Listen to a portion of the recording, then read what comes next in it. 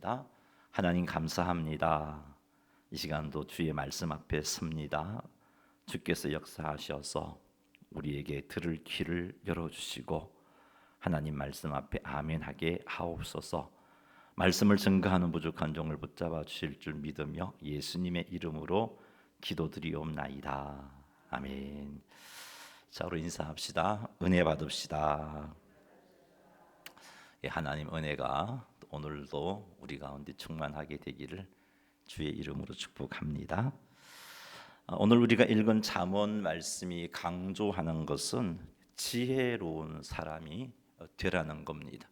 지혜로운 사람이 어떤 사람이고 또 지혜로운 자가 누리는 복이 무엇인지도 언급해 주고 있습니다.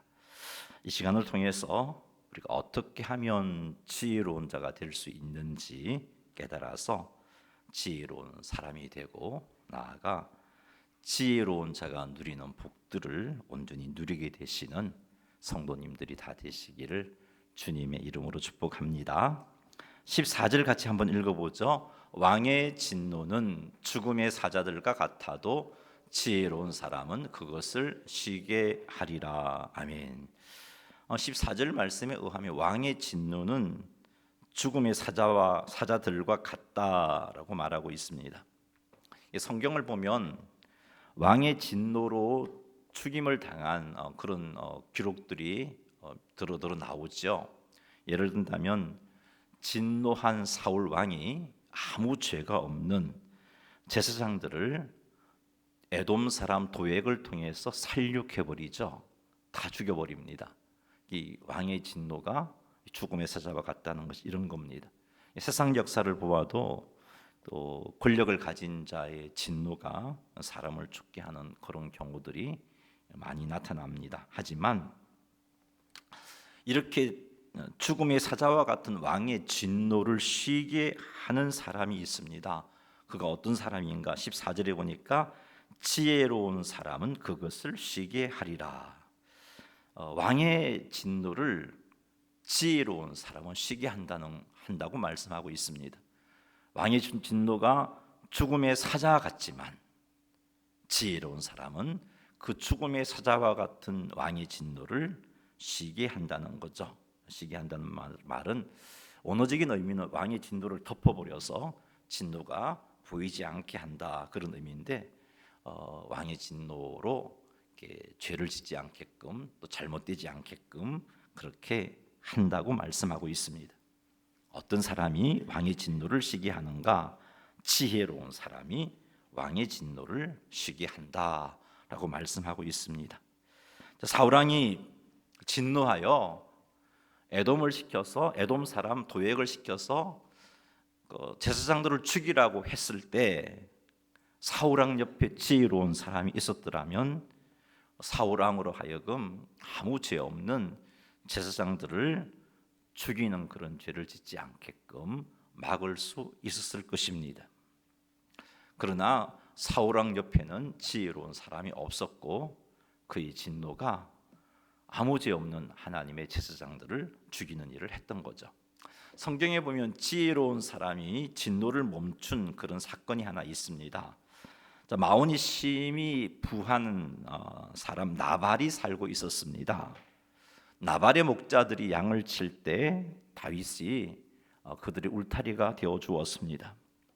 나발의 종들이 다윗 주변에서 편하게 양들을 칠 수 있었고 또 그들을 해치려는 도적들로부터 이 나발의 양떼들을 보호해 주는 그런 일도 했습니다. 그런데 이 나발이 양털을 깎는다는 소식이 다윗에게 들리게 됩니다. 그래서 다윗이 이 나발에게 그의 추종자들을 보내면서 먹을 것을 요청을 합니다. 다윗이 늘 쫓기다 보니까 먹을 것을 이렇게 공급받을 데가 없었잖아요. 사울 왕에게 쫓기다 보니까. 그래서 이 양털을 깎는 일은 굉장히 즐거운 날입니다. 잔치와 같은 날이고 그래서 그때에 사람들이 가면 먹을 음식도 나누어 주고 하는 그런 문화가 고대 건동에서는 있었습니다. 그래서 마침 나발이 양털을 깎는다는 소문을 듣고서는 다윗이 사람을 보내어서 다윗과 다윗의 추종자들이 먹고 살 수 있는 그런 양식들을 좀 요구를 했던 겁니다. 다윗은 이 나발의 양떼들을 치는 그 종들을 잘 돌봐주었기 때문에 이 다윗의 이 요청에 거절하지 않고 다윗과 다윗의 추종자들에게 먹을거리를 넉넉하게 줄 것이라고 생각을 했었습니다. 자, 그런데 나발은 다윗이 사람을 보내서 먹을 것을 요청을 했는데 다윗의 요구를 거절하죠. 그리고는 오히려 다윗이 보낸 사람들에게 모욕을 줍니다. 다윗을 가리켜서 주인을 거역하고 떠난 종과 같은 존재라고 취급을 하면서 먹을 것을 주지 않았죠. 다윗이 보낸 사람들이 나발에게서 모욕을 당하고 그리고는 다윗에게 가서 그와 같은 사실을 보고합니다. 이 보고를 들었던 다윗은 진노하게 되죠. 내가 그래도 이 나발의 양떼들을 지키고 부유해 주었는데 어떻게 내게 이럴 수가 있냐 해서 다윗이 진노했고 군사 400명을 거느리고 나발에게 속한 모든 남자를 죽이려고 나발을 향하여 가고 있었습니다. 이 소식을 들었던 나발의 아내 아비가일이 다윗에게 줄 식량을 가지고 다윗에게로 나아갑니다. 가는 도중에 이 아비가일이 다윗을 보고 말에서 내려서 지혜롭게 말을 하지요. 다윗의 손으로 피 흘려 친히 보복하는 것을 나를 통해서 하나님께서 막으셨습니다. 이런 말을 하면서 내 주의 원수들과 내 주를 해하려는 자들은 나발과 같이 되기를 원합니다.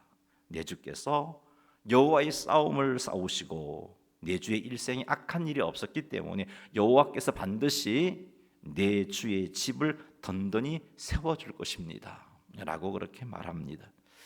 이 지혜로운 아비가일의 말로 인해서 다윗의 진노가 멈추게 되죠. 사랑하는 성도 여러분, 이처럼 왕의 진노는 참 죽음의 사자와 같이 무서운 것이지만 지혜로운 자가 그 무서운 진노를 쉬게 할 수 있다는 사실을 우리는 기억해야 할 것입니다. 그리고는 우리도 지혜로운 자가 되어야 할 것입니다.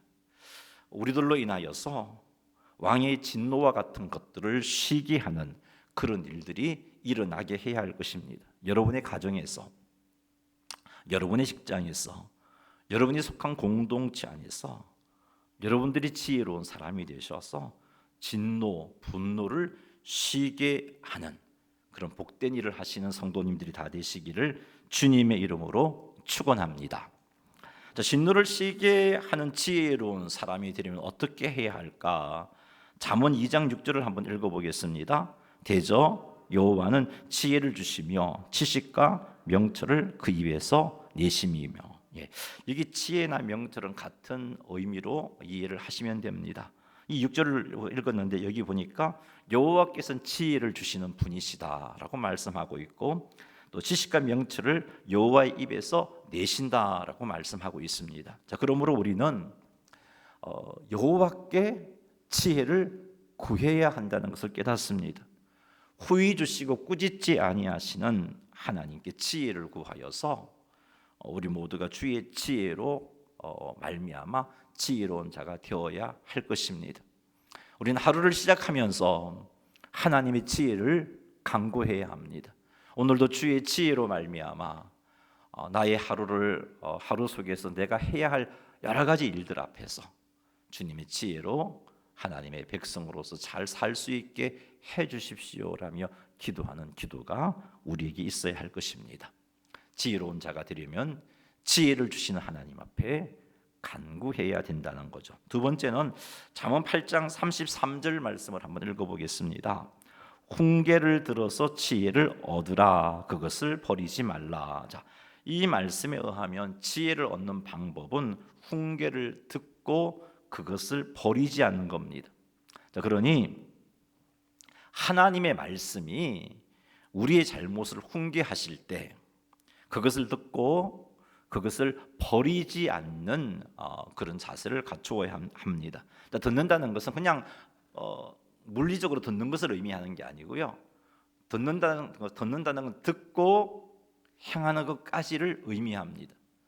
그래 하나님의 훈계의 말씀을 들었으면 나의 잘못을 고치는 것까지를 듣는 것이라고 말하고 있습니다.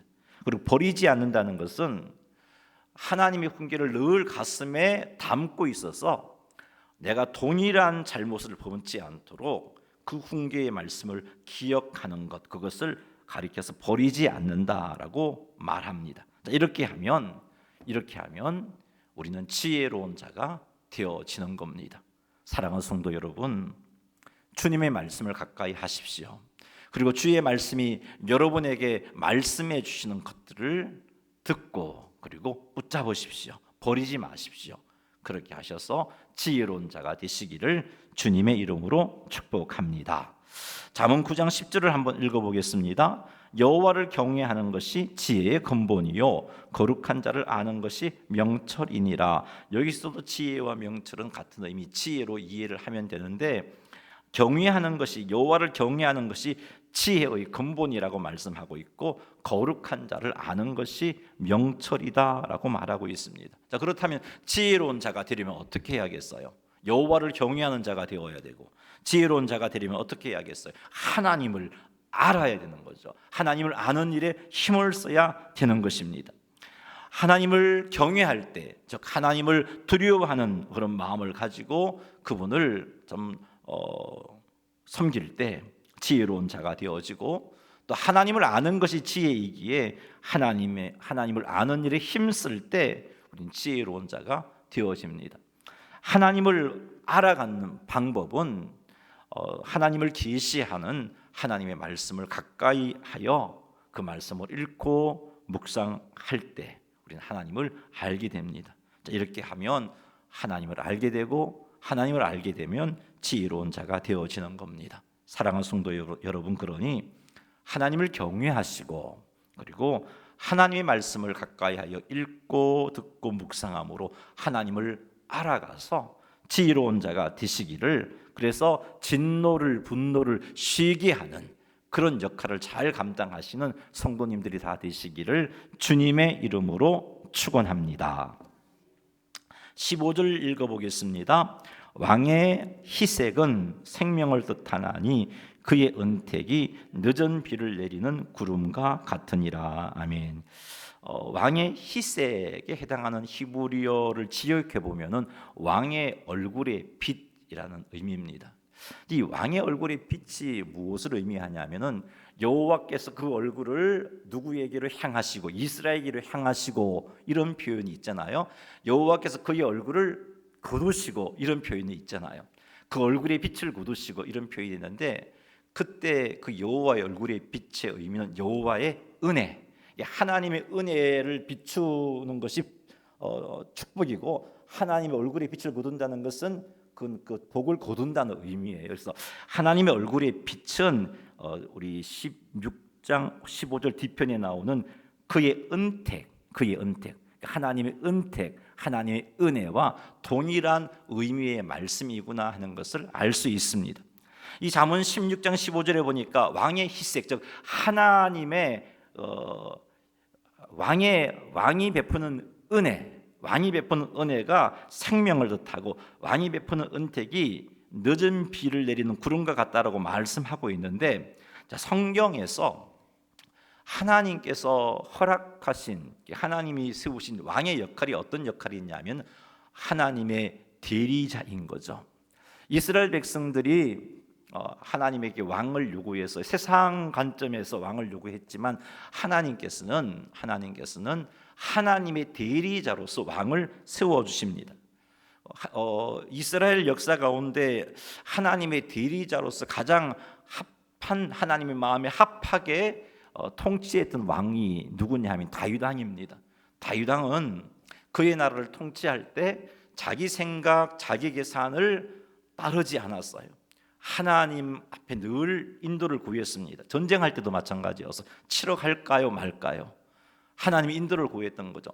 하나님의 대리자로서 왕으로서의 역할을 잘 감당했습니다. 자, 이렇게 볼 때 지금 잠언에서 말씀하고 있는 왕은 하나님의 대리자로서의 왕을 의미하고, 하나님의 대리자로서의 왕을 의미할 때 여기 왕의 희색, 왕의 은택은 하나님께서 베푸시는 은혜, 하나님께서 베푸시는 은택을 의미한다라고 생각해 볼 수 있습니다. 그런데 여기 왕의 희색 또 하나님의 그의 은택을 무엇과 같다라고 말하고 있냐면은 생명과 같다. 하나님께서 베푸시는 은혜가 우리에게 무엇과 같은 것이냐? 생명과 같다라고 오늘 15절이 우리에게 말씀해 주고 있습니다. 자, 본문에서 생명이라는 단어가 우리 개역 개정에서는 단수로 기록되어 있습니다만은 원어 성경을 보면 복수형으로 쓰여져 있습니다. 이 생명이라는 단어가 복수형으로 사용되면 어떤 의미를 가지고 있냐면 왕성한 생명력과 풍족한 삶의 상태를 의미합니다. 그래서 왕의 얼굴의 빛, 즉 하나님의 은혜는 성도인 우리에게 무엇과 같으냐? 우리에게 왕성한 생명력을 공급해 주어서 풍성한 삶을 살게 해주는 것과 같다라고 말씀하고 있습니다. 그리고 뒤쪽에 그의 은택은 늦은 비를 내리는 구름과 같다라고 말하고 있습니다. 자, 이스라엘 땅에서는 고대 근동 이스라엘 땅에서는 이 늦은 비가 어떤 비냐 하면 3월과 4월에 내리는 비입니다. 그 땅은 건기와 우기가 있어요. 그래서 농사를 지으려면은 농사를 시작할 점에 비가 내려줘야 돼요. 그게 이제 늦은 비고 뭐 달리 말하면 봄비라고도 표현해 볼 수 있습니다. 이스라엘 땅에 이 늦은 비가 적절하게 내려줘야 씨를 뿌리고 땅에 있는 식물들이 싹을 틔우고 자랄 수가 있습니다. 만약에 이 늦은 비가 제때에 오지 않는다면 그의 농사는 망할 수밖에 없는 거죠. 그런 개념을 가지고 지금 여기서 말씀하고 있는데 하나님의 은택은 무엇과 같으냐? 우리에게 늦은 비를 내리는 구름과 같다라는 겁니다. 이 늦은 비, 이 봄비가 내려야 왕성한 생명력의 역사가 땅에서 일어나고 식물이 자라게 되고 그래서 메마른 땅에 농사를 지을 수 있게 되고 나아가 풍족한 삶을 이스라엘에게 가져다 주는 거죠. 늦은 비를 내리는 구름과 같다는 것이 바로 이런 의미입니다. 그 구름이 와야 이 늦은 비가 내리니까 하나님의 은혜는 우리에게 늦은 비를 내리는 구름과 같이 우리에게 왕성한 생명력과 풍성한 삶을 가져다 주는 것이다라고 말씀해 주고 있습니다. 자, 그렇다면 여러분, 하나님의 은혜가 하나님의 은총이 생명과 같고 늦은 비를 내리는 구름과 같다면 우리는 그 은혜에 대해서 어떤 자세를 가져야 되겠습니까? 주셔도 그만 안 주셔도 그만이 아니겠죠. 우리가 정말 제대로 이 땅에서 살고자 한다면 하나님의 은혜가 없이는 안 된다는 것을 우리는 이 말씀을 통해서 깨닫게 됩니다. 하나님의 은혜는 우리에게 왕성한 생명력과 풍성한 삶을 가져다 주는 것입니다. 그러므로 성도인 우리는 하나님의 얼굴의 빛을 사모해야 됩니다. 하나님께서 우리에게 베푸신 은혜를 사모해야 됩니다. 그래야 그 은혜를 힘입어서 우리가 이 땅에서 제대로 살아갈 수가 있는 것입니다. 사랑하는 성도 여러분, 그러니 여러분들이 예배 드리러 나올 때 그냥 예배의 자리에 참석한 것으로 만족하지 마시고 이 예배의 자리로 나올 때 하나님의 은혜, 정말 생명과 같은 은혜, 늦은 비를 내리는 구름과 같은 그 은혜를 내가 반드시 입어야 되겠다, 입기를 사모하는 마음 가지고 나와야 된다는 겁니다. 여러분들이 예배를 드릴 때 그런 자세를 가지고, 여러분들이 기도할 때 그런 자세를 가지고, 여러분들이 말씀 앞에 설 때 그런 자세를 가져야 하나님은 사모하는 영혼에게 만족함을 주시는 분이잖아요. 그런 우리에게 주의 생명과 같은 은혜를 우리에게 공급해 주시고 늦은 비를 내리는 구름과 같은 은혜를 우리에게 공급해 주시는 겁니다.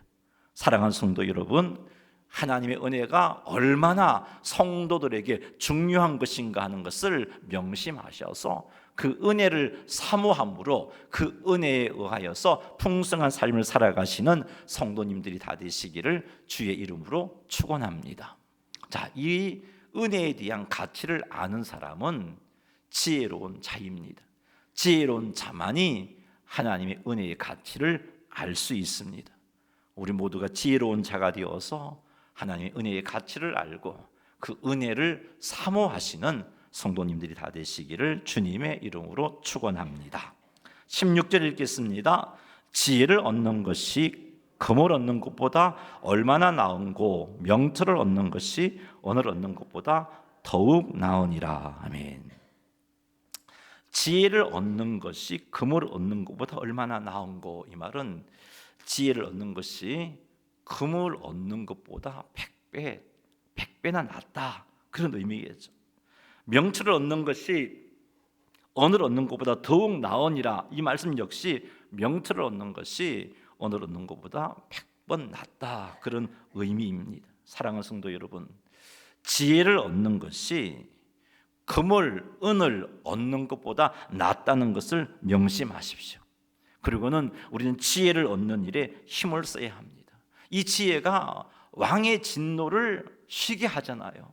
이 지혜가 참으로 하나님께서 주신 진리의 말씀을 깨닫게 하잖아요. 이 지혜가 하나님의 은총이 우리에게 생명이고 하나님의 은총이 우리에게 늦은 비를 가져다 주는 구름과 같은 것이라는 것을 깨닫게 해주잖아요. 그래서 우리는 이 지혜를 얻는 것을 소중하게 여겨야 돼요. 지혜를 얻는 것이 금이나 은을 얻는 것보다 낫다는 것을 명심해야 됩니다. 물질을 얻기를 구하는 것보다 지혜를 얻기를 구하는데 더 간절한 마음이 있어야 한다는 겁니다. 앞에서 지혜를 얻는 방법을 말씀드렸어요. 지혜는 하나님께서 주시는 것이기 때문에 하나님께 지혜를 간구해야 한다고 말씀드렸어요. 사랑하는 성도 여러분, 그러니 이 하나님께 지혜를 간구하여 지혜를 얻는 일에 힘쓰시기 바랍니다.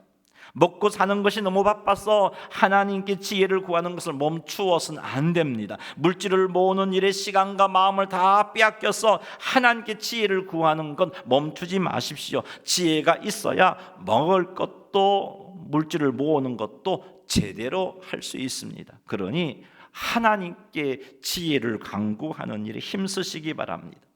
또 지혜를 얻는 방법은 하나님의 훈계를 듣는 것이라고 앞에서 말씀드렸죠. 하나님의 훈계를 들으려면 말씀을 가까이 해야 합니다. 말씀을 읽고 듣고 묵상하는 일을 해야 합니다. 돈 버는 것이 너무 바빠서 말씀을 가까이 하는 일을 등한히 하는 행동은 물질을 얻는 것을, 지혜를 얻는 것보다 더 귀하게 여기는 행동이죠.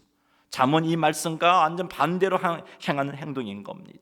사랑하는 성도 여러분, 지혜를 얻는 것이 금과 은을 얻는 것보다 더 귀하다 하신 말씀을 명심하십시다. 그리고 하나님의 말씀을 가까이 하는 것이 물질을 모으는 일에 우선순위가 밀리지 않도록 하십시다.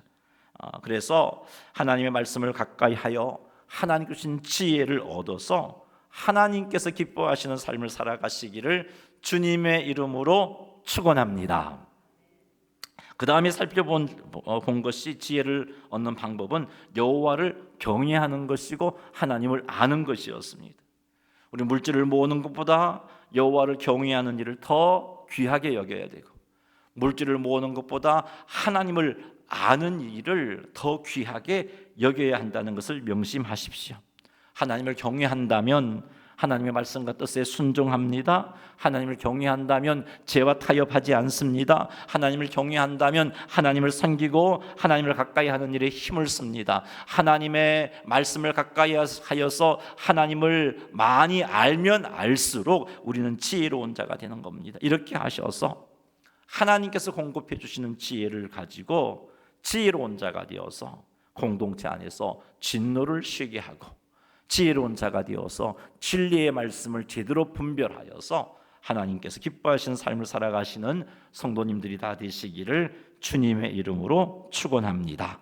자, 우리 마지막 절 17절 말씀 한 절 살펴보도록 하죠. 17절 읽겠습니다.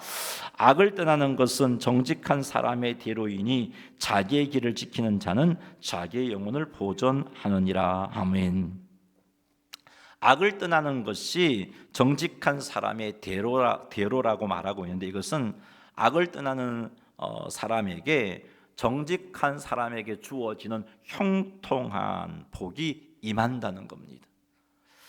악을 떠나는 자에게 이런 형통함의 은혜가 임한다는 의미가, 악을 떠나는 것은 정직한 사람의 대로다, 악을 떠나는 것은 대로와 같은 것이다.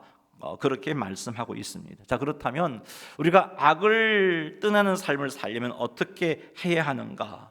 악을 떠나는 삶을 살려면 하나님의 말씀을 들어야 하고 들은 말씀에 순종해야 합니다. 왜냐하면 하나님의 말씀은 우리의 발의 등이요 우리의 길의 빛이기 때문에 그렇습니다. 시편 119편 105절 말씀 읽어보겠습니다. 주의 말씀은 내 발의 등이요 내 길의 빛이니이다. 세상은 죄악으로 캄캄해져 있습니다. 무엇이 옳고 그른지 분별하기가 참으로 힘이 듭니다. 그때 주의 말씀은 내 인생 길에 캄캄한 세상 길을 갈 때 내 발의 등의 역할을 해주고 내 길의 빛의 역할을 해서 옳고 그름을 분별하게 해주는 것입니다. 하나님께서 기뻐하시는 삶이 무엇인지, 하나님께서 미워하시는 삶이 무엇인지, 하나님께서 원하시는 가야 할 길이 무엇인지, 하나님께서 원치 아니하시는 가지 말아야 할 것이 무엇인지 분별하게 되어서 악에서 떠나게 되는 것입니다. 시편 119편 9절 말씀도 읽어보겠습니다. 청년이 무엇으로 그의 행실을 깨끗하게 하리이까? 주의 말씀만 지킬 따름이니이다. 주의 말씀만 지키면 어떻게 돼요? 청년이 그의 행실을 깨끗하게 할 수 있다라고 말씀하고 있습니다. 그러니 사랑하는 성도 여러분, 우리가 악에서 떠나는 삶을 살고자 원한다면, 그래서 형통한 삶을 살게 되는 복을 누리기를 원한다면 하나님의 말씀을 가까이 하셔야 됩니다. 하나님의 말씀을 듣고 읽고 묵상하고 순종하시기 바랍니다. 그래서 악에서 떠나 여러분에게 정직의 대로가 주어지기를, 정직한 자의 대로가 주어지기를 주님의 이름으로 축원합니다. 자, 악을 떠나는 삶을 살려면 두 번째는 성령 충만함을 유지하여서 성령님을 따라 행해야 합니다. 성령 하나님은 우리들이 하나님의 거룩함을 닮아갈 수 있도록 역사하십니다. 성령 하나님은 우리들이 죄의 유혹을 이길 수 있도록 힘을 공급해 주십니다. 그래서 성령 충만하여 성령님을 따르게 되면 악에서 떠나게 됩니다. 그러니 사랑하는 성도 여러분, 성령 충만함을 사모하고 성령 충만함을 유지하시기 바랍니다.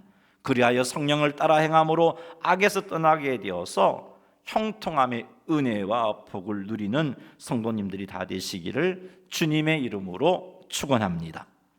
17절 하반절 말씀에 의하면 자기 길을 지키는 자는 자기 영혼을 보존한다라고 말씀하고 있습니다.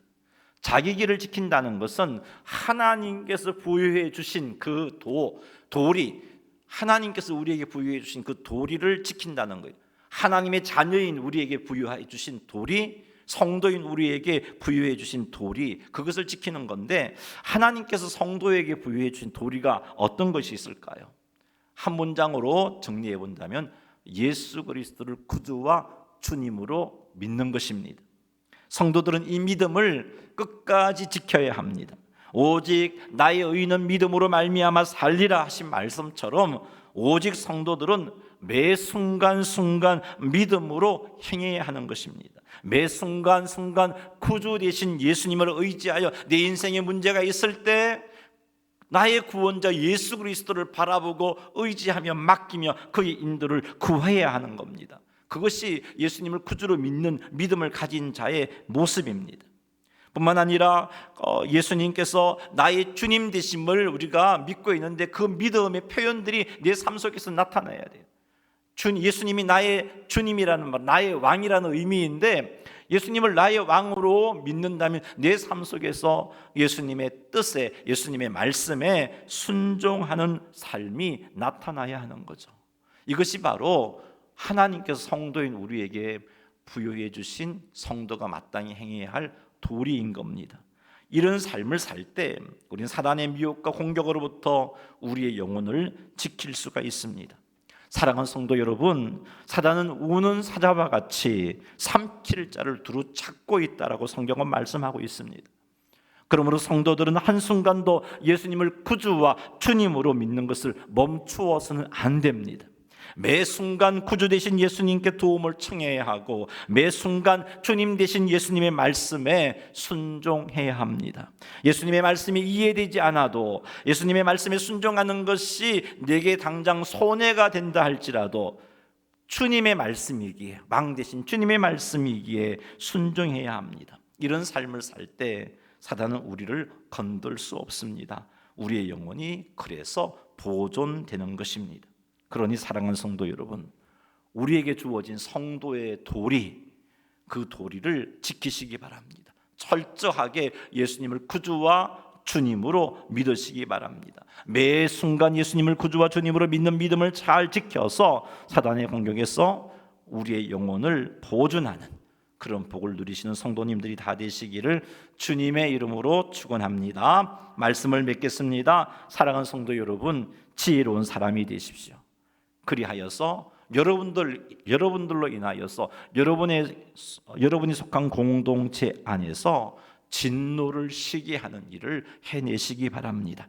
그리고 하나님의 은혜가 우리에게는 생명이요 늦은 비를 내리게 하는 구름과 같다는 것을 명심하셔서 은혜를 사모하십시오. 은혜의 자리에 나올 때마다 반드시 내가 은혜를 받아야 하겠다라고 사모하는 마음 가지고 나오시기를 바랍니다.